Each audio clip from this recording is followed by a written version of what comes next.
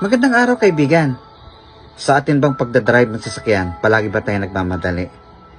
Well, gusto natin magmadali upang makarating tayo kaagad sa ating pupuntahan. Dangan lamang nakakalungkot isipin na sa sobrang pagmamadali ay nakakalimutan natin ang pinakaimportanteng bagay sa atin. Ano ba ang importante? Ang makarating ng mas maaga o makarating ng ligtas at maayos upang makasama muli natin ang ating pamilya? Opo, pag tayo pa ay nakikipagkarera, nakikipagsiksikan, overtake dito, overtake doon, malapit po tayo sa kapahamakan.